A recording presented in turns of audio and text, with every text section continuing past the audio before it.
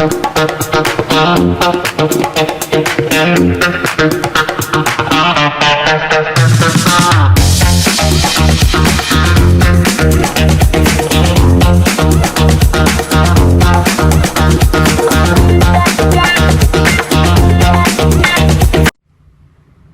guys, ya selamat datang di channel Mechanical Trader. Sebelum kita lanjut ya, jangan lupa kalian klik tombol subscribe ya, karena itu gratis dan kalian bisa follow Instagram gue guys ya, linknya ada di deskripsi ya. Follow guys Instagram gue, bantu ke 1k followers kayak IG gue yang dulu itu hilang coy. Udah berapa itu? 6k ya mungkin. Itu bekas dulu juga konten-konten gak jelas ya. Nah, di video kali ini ya, mungkin ini akan berbeda dari video-video sebelumnya, karena di video-video sebelumnya kita kebanyakan itu bahas teknikal ya. Sebenarnya ya yang paling penting di trading adalah itu apa? Risk management dan manajemen. Dan bagi kalian yang mungkin ada yang baru nonton video ini ya, gue di sini ya, di video kali ini spesial banget bagi yang baru, dan bahkan ada ya mungkin ada yang salah tahapan untuk belajarnya. Nah, video kali ini gue akan ngejelaskan tahapan ya untuk menjadi trader forex ya. Bagaimana ya kalau kalian zero pengetahuan dan kalian ingin menjadi trader forex ya, video inilah yang perlu kalian pahami. Oke. Bentar guys. Udah buat. sorry. Padahal gue udah tidur loh guys, masa gue ngantuk lagi baru juga bikin video. Nah, cara menjadi trader forex urutannya kayak mana? Oke, yang pertama ya. Yang pertama adalah kalian harus tahu dulu itu apa itu trader guys. Ada berapa jenis ya untuk apa maksudnya tipe-tipe trading ya. Kalian harus bisa membedakan ya guys ya. Biar kalian mengerti dan tidak lah kok ini gini, lah kok ini gini. Nah, kalian cari-cari sendiri guys ya, itu ya. Belajar gitu kan. Kalau kalian pingin tahu. Yang pertama itu mengerti apa itu trading forex. Ya. Sebenarnya ya untuk trading itu ada beberapa, dan yang gue tahu itu adalah spot market. Spot ya. Yang kedua ada future ya. Futures. Gak tau gue salah nulis apa enggak ya, intinya yang gue tahu ini. Terus yang ketiga ada CFD. Dan kalau yang trader forex pakai ya COD, malah COD coy. Nah, CFD. Nah, kalau yang trader forex pakai, mereka pakainya CFD atau contract for difference ya. Intinya kalian cari tahu sendiri ya. Gue di sini hanya ngasih kayak gambaran jalan buat kalian yang ingin belajar trading forex gitu. Nah, yaitu yang pertama adalah mengerti apa itu trading forex ya. Ada spot, ada futures, sama ini dan ya pakai. Dan CFD. Nah, ini. Kalian cari-cari tahu sendiri ya, dan yang perlu kalian pahami benar-benar adalah CFD. Ya, yang mana di CFD itu kayak kontrak, pakainya sistem kontrak. Ya, gue bakal kasih contoh satu ya. Kalian bisa untung ya ketika harga turun. Kalian bisa buy di sini, jual di atas, jadi beli di bawah, jual di atas lalu untung. Dan kalian bisa juga ya nge-sell di atas lalu jual di bawah, dan ini bisa untung juga.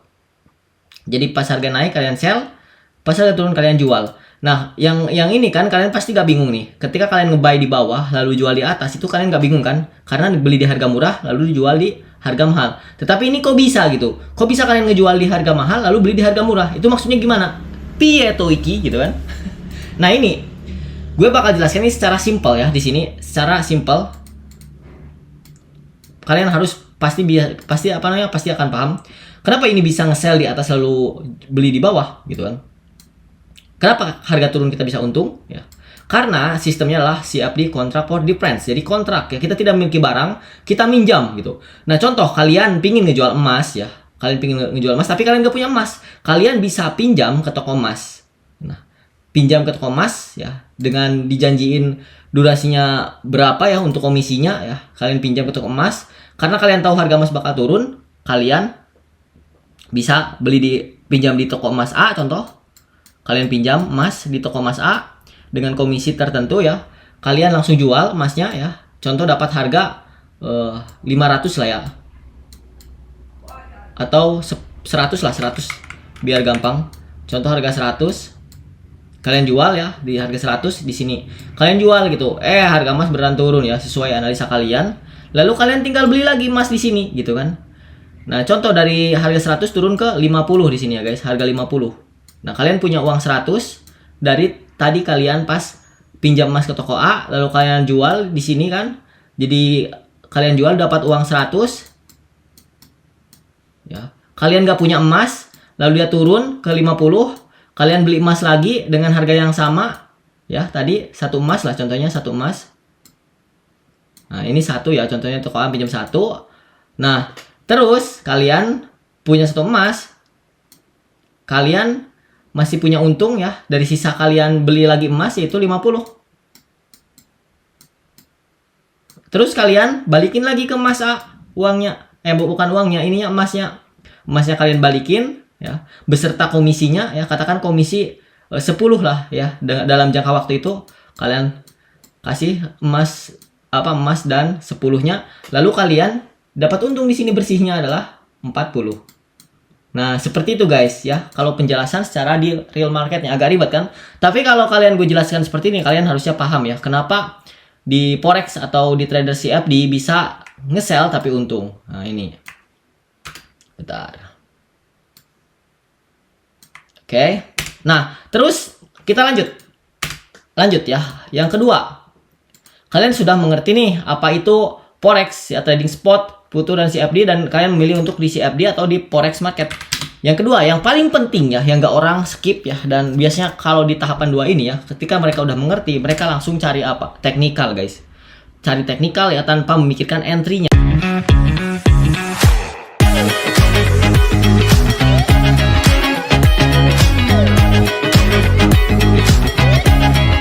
Entry-nya mereka ngasal guys, kebanyakan kayak gitu ya. Jadi ya, gue sarankan kalian yang kedua adalah memahami risk management.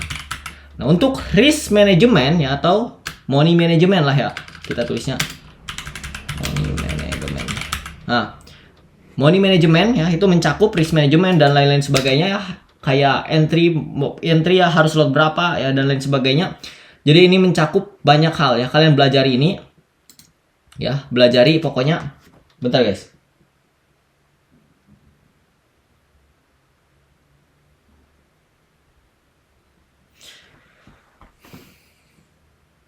Nah, kalian pelajari ya guys ya, ini money management ya, karena ini sangat penting ya, karena risk management dan lain-lainnya mencakup di area sini ya. Ini paling penting. Bagaimana cara kalian entry ketika kalian stop loss segini, bagaimana cara entry ya, kalian belajar hitung-hitungnya. Karena ini nanti bakal sangat penting ke tahapan selanjutnya. Nah, ketika kalian sudah mempelajari ini ya, mempelajari dasar-dasarnya kayak entry ya, maksudnya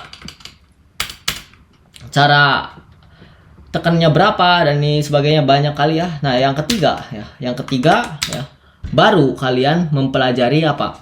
Mempelajari ordernya ya, cara order. Memahami ordernya ya, ada beberapa, ada eksekusi, terus ada limit order ya, terus ada apa? Stop order. Kalian pelajari ini, pahami ini, dan kenapa lotnya harus segini, dan ini kenapa, ini cara ngitung lotnya gimana ya. Kalian harus cari-cari sendiri guys ya, karena kalau gak kayak gitu ya, kalian disuapin mulu itu, kalian apa namanya teh, jadi malas guys belajarnya. Kalian harus belajar ya. Kayak gue dulu ya. Sebenarnya ini gue kasih urutan ini ya. Gue dulu melenceng guys. Jadi gue belajar ini ya, yang pertama dulu ya. Habis itu gue gak belajar money management. Gue langsung cara eksekusi ya. Makanya itu entryan gue sembarangan ya, dan berujung banyaknya apa pengeluaran yang tidak perlu ya. Kayak MC yang tidak perlu guys ya. MC yang kayak kita gak pakai setup ya, gak pakai apapun ya. Kayak gitu guys. Nah, itu kebanyakan sih kayak gini guys ya. Jadi mereka mempelajari ini terus langsung ke teknikalnya lalu eksekusinya. Nah, ini sebenarnya kalau untuk teknikal dan maksudnya ke eksekusi ya, ke langsung realnya itu harus memerlukan tahapan yang agak lama menurutku ya. Karena bener-bener guys, ini sumpah kalau kalian langsung ya itu eksekusi banyak kali guys ya. Karena ini psikologi kalian pasti bakal gak tenang. Nah, jadi gue di sini bakal jelaskan untuk tahapan yang bener-bener kayak biar kalian gak tersesat gitu. Yang satu mengerti apa itu proses, yang kedua ada money management, yang ketiga adalah set eksekusinya. Kalian udah paham lah semua ini. Lanjut ya ke 4 apa arah? Technical analysis. Nah, kalian baru belajar technical analysis, mencakup banyak, ada ICT, ada SMC, ada SNR, SND kan. Banyak kali guys ya untuk metode ya Kak. Semuanya memiliki probability-nya masing-masing ya. Nah, jadi habis dari technical analysis ya, kita lanjut ya ke bentar guys.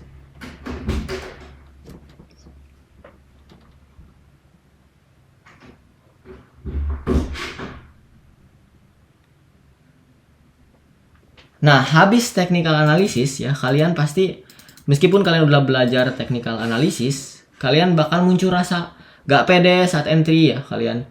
Ini bener gak ngebuy kita? Ini nge-sell bener gak gitu? Gak yakin, baru running dikit kalian close, dan baru loss udah ke atas, SL-nya digeser-geser. Banyak kali ya guys gangguan. Nah, itu untuk memperbaikinya gimana? Untuk memperbaikinya ya, kita ke tahapan yang kelima. Yang kelima ini paling penting, dan kalau kalian gak ke tahapan yang ini, sumpah gue juga dulu terombang-ambing bertahun-tahun, keyakinannya kayak kurang sama teknikal yang gue pakai gitu. Yang kelima adalah backtest. Nah, jadi kalian udah punya technical analysis, kalian backtest sehingga ya kalian tahu per tahun atau per 5 tahun ya. Contoh 5 tahun data kalian win RR 1/3 katakan ya, dengan WR ya 60%, maksimal consecutive loss atau loss beruntun ya, dari data yang kalian backtest itu kisaran 7 kali lah ya. Dan consecutive win ya, atau win beruntunnya itu maksimalnya berapa? 12 kali gitu selama kalian backtest. Dari sini kalian sudah bisa hitung. Kalau kalian menggunakan risk 1% ya, berarti kalian harus siap-siap untuk minus 7% gitu. Nah, yang paling penting sebenarnya consecutive loss-nya ya, kalian harus tahu gitu. Banyak kali ya datanya, kalian ketika sudah punya data ya kalian bakal tahu metodenya ini harus tekan berapa. Nah, kalian sudah belajar money manajemennya ya, cara ngitungnya, otomatis kalau pas di backtest kalian bakal tahu lah ya bagaimana untuk cara menggunakan metode kalian ya yang sudah kalian backtest itu gitu. Nah, ketika kalian sudah punya data 5 tahun ya, atau bahkan 1 tahun pun, kalian bakal pede sama metode kalian. Karena ketika kalian disiplin ya, menerapkan RR yang sama, tanpa kalau landing dikit kalian close gitu, kalian bakal untung sekian besar ya. Karena kalian mematuhi rules dari yang udah kalian backtest atau dari technical analisisnya gitu, yang udah kalian buat. Maka ya, kalian bakal pede guys ya. Meskipun kena loss 7 kali ya, kalian tetap pede karena emang itu probability-nya loss gitu. Nah, itu guys, kelebihan kalian sudah backtest. Terus apa? Setelah backtest ya udah kalian punya data. Nomor 6 baru kalian praktek ya, atau forward di real akun. Ketika kalian sudah ya backtest dan bagus data backtestnya, kalian forward ya di real akun. Dan pertama akunnya kecil aja dulu untuk membiasakan ya, habis ketika bagus ya baru injek modal besar. Nah, atau kalian mau funded.